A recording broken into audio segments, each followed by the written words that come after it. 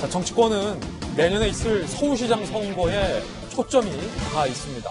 안철수 대표가 야권 단일 후보, 서울시장 후보에 도전을 하겠다라고 출사표를 던지면서 여야 서울시장 대진표가 꿈틀꿈틀하고 있습니다. 안철수 대표의 이야기 들어보시죠. 서울시장 선거 패배로 정권 교체가 불가능해지는 상황만은 제 몸을 던져서라도 막아야겠다는 생각을 했습니다. 저는 오늘 결자 해지의 각오와 서울의 진정한 발전과 혁신을 다짐하며 결심했습니다. 저 의사 안철수가 코로나19 확산 빠른 시일 내에 확실하게 잡겠습니다. 부동산 가격을 안정시키고 주거 복지도 강화하겠습니다. 야권 단일 후보로 당당히 나서서 정권의 폭주를 멈추는 견인차 역할을 하겠습니다. 자, 출사표 던졌는데 윤태웅 시장님, 한 달 전까지만 해도 서울시장 관심 없다라고 했었는데 한 달 만에 뭔가 바뀐 겁니까? 아니면 그때도 관심이 있었던 겁니까? 그때도 막 이제 말들은 많았었죠. 그래서 이제 결국은 하지 않겠냐 이렇게 하기도 하고 이제 본인은 이제 절대 안 한다라고 했는데 이제 어제 기자회견을 했지 않습니까? 그러고 그 이후에는 오늘 이제 뭐 동아일보를 비롯해 여러 신문들의 약간 뒷이야기들 뭐 내가 권유했다 뭐 이런 분들도 많이 나오고 며칠 전부터 하려고 하니까 도와달라 본인이 이제 연락도 했다라고 하고 그런 것들이 이제 많이 나오네요. 결국은 지금 야권 입장에서 볼 때는 서울시장 선거에서 져버리면은 뭐 대선이고 뭐고 미래가 없다. 네. 이런 이제 위기감이 있고 또 안철수 대표 입장에서는 그 의석 3석짜리 미니 정당의 대표이기 때문에 더더욱 미래가 있을 수가 없다. 그런 이제 뭐 명분과 실력 판단이 결합된 거겠죠. 예.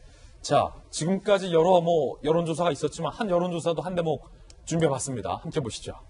서울시장 후보 적합도 박영선 19.6, 나경원 19.5, 금태섭 9.7, 박주민 6.2, 우상호 5.9, 조은희 5.5, 윤희숙 4.6 등등이었는데 아직 서울시장까지는 시점이 한참 남았기 때문에 과감히 지금 여론조사는 의미 없다라고도 말씀하시는 분도 있습니다. 제 말이 아니라. 어쨌든 참고삼아 보시기 바라겠고요. 안철수 대표의 출마로 야권 단일화 변수가 본격적으로 부상했습니다. 오세훈 시장은 국민의힘 중심으로 통합돼야 한다. 이 안철수 출사표에 대한 반응들입니다. 나경원 의원은 흥미로운 전개다. 김종인 위원장은 여러 후보 중 한 명, 전문용어로 원 오브 댐, 반응 말라. 우리 쪽 들어와 경선해야 한다. 열린 마음으로 최선의 가능성을 찾겠다. 안철수 대표는 굉장히 적극적으로 이 판에 끼겠다라고 얘기를 하고 있는 그런 상황입니다. 김기현 의원의 이야기도 한번 야당의 분위기인데요. 김기현 의원의 이야기도 들어보시죠. 매우 긍정적인 반응들이 대체해서 야권 연대에 대한 의지를 본인이 밝혔기 때문에 얼마든지 융통성 있게 우리 야권 연대를 통해서 알겠습니다. 서울시장 승리 그리고 대통령 선거 승리를 위해서 우리가 해야 될 역할이 있다면 뭐든지 다 우리가 오픈하고 봐야 되지 않겠습니까? 아니 그러면은 박정아 대변인 네. 지금까지는 당내에 있었던 몇몇 분들이 언급이 됐었는데 당 밖에서 뭐 금태섭 전 의원이라든지 안철수 대표도 야권 단일화로 할 수 있다라는 가능성이 본격화되니까 일단 선수들, 주자들 좀 풍성해지는 겁니까? 어떻게 되는 겁니까? 경선을 어떻게 야권 단일화를 어떻게 하겠다는 겁니까? 이게 사실은 전 서울시장 보궐선거가 생각지 않게 이제 나오는 바람에 대선을 앞두고 나오는 바람에 관심이 굉장히 많이 모여져야 되고 사실상 넉 달밖에 남지 않았기 때문에 벌써 이제 후보 주자군도 보여야 되는데 그동안 그렇지 못했던 건 사실이에요. 근데 안철수 대표가 저렇게 결심을 함에 따라서 야권의 판도가 굉장히 많이 변화가 있을 거다라는 생각이 들고요. 좀 전에 저희가 여론조사 결과 봤습니다만 거기서 이제 직접 의사 표현한 분들도 있고 그렇지 않은 분들도 있고 이미 공관위원으로 빠져서 전 후보군에서 빠지는 분들도 있고 하는데 저거는 의미 없이 이제 변화가 굉장히 많이 있을 거라고 보여집니다. 그러니까 그 대선 주자군이라고 했던 야권의 몇몇 후보군들, 뭐 오세훈 전 시장, 뭐 나경원 전 의원, 뭐 등등들도 앞으로 어떤 입장을 취할지 좀 기다려 봐야 될 것 같고요. 그러니까 안철수 대표의 결단으로 인해서 일단 야권의 서울시장 후보군의 지형도는 굉장히 많이 변할 거다. 다만 김종인 위원장이 반응을 했던 것처럼 여러 후보 중에 하나다라고 얘기하는 거는 그동안 그 반응이 크게 변하진 않았어요. 안철수 대표에 대해서 김종인 위원장이. 그러니까 당내 후보군들과 그다음에 당 외에 있는 야권 성향 후보군들 중에서 가장 경쟁력 있는 후보를 뽑아서 서울시장에서 좋은 선거를 만들어내겠다는 결론은 사실은 9월 달부터인가요? 그 국민의힘의 공천준비위원회가 시작이 되면서부터 그때부터 1차 경선, 2차 경선 뭐 이런 것들이 준비되어 왔기 때문에 비슷한 얘기로 그 비슷한 결론으로 진행되어 가지 않을까라는 예상을 좀 해봅니다. 자, 그럼 이번에 여권의 반응도 좀 궁금합니다. 그리고 서울시장 출마 선언했었던 우상호 의원의 반응도 궁금합니다. 우상호 의원, 이젠 당신이 그립지 않죠. 보고 싶은 마음도 없죠. 사랑한 것도 잊혀가네요. 조용하게. 비와 당신 중에 이 같은 노래 한 구절을 우상호 의원은 올렸습니다. 다른 의원들의 반응도 함께 보죠. 김민석 의원, 끊임없이 말을 바꾸고 선거마다 출마하는 정치인으로 변모한 안철수 대표. 다음 대선에도 또 나올 거다. 정청래 의원, 당락과 관계없는 습관적 출마. 안철수의 출마 선언은 불출마 선언 같고 안철수의 출마 선언이 아니라 홍길동의 출마 선언 같다. 그리고 유기홍, 달리기를 하든 다시 연구를 하든 정치는 그만하시라. 변절자의 예정된 말로는 결국 낙선. 박찬대, 찰스형 보면 왜 사람들이 정치하는 이들을 걱정하는지 많이 이해하게 된다. 등등의 반응이 나오고 있는데 손정혜 변호사님, 반응들이 좋지는 않군요.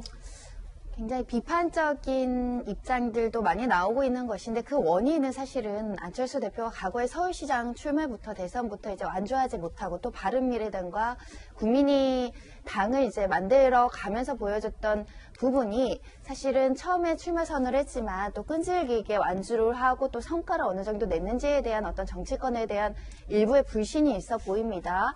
하지만 저는 이번에는 지형적인 문제 때문에라도 안철수 대표가 또 일정 부분 역할을 할 가능성이 매우 높다라고 생각하는 게 야당의 의견은 굉장히 크거든요.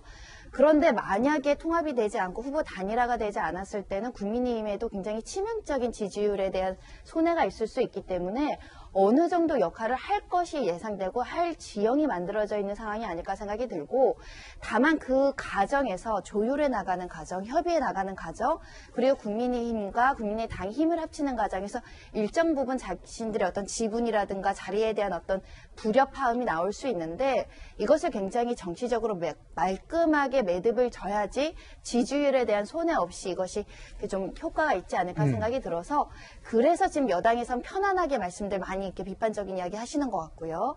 야권에서는 그래도 긍정적이다. 이렇게 극명한 차이가 있는 것 같습니다. 그렇군요. 자, 윤태곤 실장님, 여권의 이 같은 반응들은 좀 신경이 쓰인다는 역설적인 반응입니까? 아니면 진짜 괜찮으니까 나오시라 이겁니까? 뭐 사람마다 다 생각이 다르겠는데 이제 습관적 출마. 근데 습관적 논평을 하는 분들도 저기는 계세요. 아, 습관적 논평이다.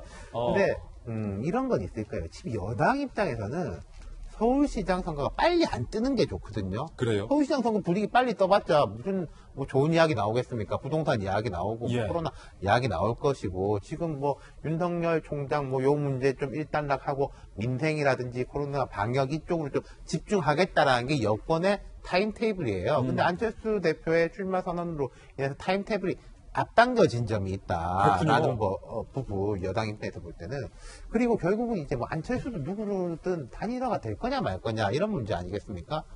이렇게 보시면 될 거예요. 안철수 대표가 정치를 시작한 게 2012년 대선, 2017년 대선, 2018년 서울시장 선거인데 2012년 대선은 어쨌든 단일화가 됐습니다. 문재인 대통령으로. 2017년에는 막판에 뭐 홍준표, 안철수 단일화 이야기 나왔지만 안 됐죠. 2018년에도 김문수, 안철수 단일화 이야기 나오다가 안 됐거든요. 2012년, 17년, 18년 차이는 명확해요.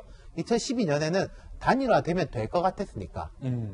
그 격차도 작았잖아요. 문 대통령하고 박근혜 대통령하고 차이도. 그리고 뭐 안철수가 되면 될 수도 있을 것 같고 문재인이 되면 될 수도 있을 것 같고 그 가능성이 있기 때문에. 근데 2017년, 2018년은 막바지로 가면 단일화 이야기가 나왔지만 그때는 누가 봐도 해도 안 되는 거였거든요. 그러니까 안 되는 거예요. 그럼 이번은 지금 상황이라면은 현재 여론조사라든지 정당 지지율이라든지 특히 서울에서의 이걸 보면은 야당에서는 단일화되면은 해볼만 한 게임이에요. 2012년에 민주당하고 흡사해요. 근데 저는 이제 뭐 과감히 좀 제가 예언 잘 안 하지만 예측을 해보자면은 윤태곤의 예측. 네, 야당 지지율이 괜찮으면 단일화 될 겁니다. 누구로든지 간에. 근데 야당이 이제 뭐 또 이상한 일을 벌여가지고 폭망하고 그러면은 단일화 안 될 뭐 거다. 단일화 안 되고 각자 뭐 내 2등이라도 하겠다 이렇게 달리는 거죠. 예. 윤 실장의 예측과 함께 60초 광고 보고 돌아오겠습니다. 잠시 후에 뵙죠.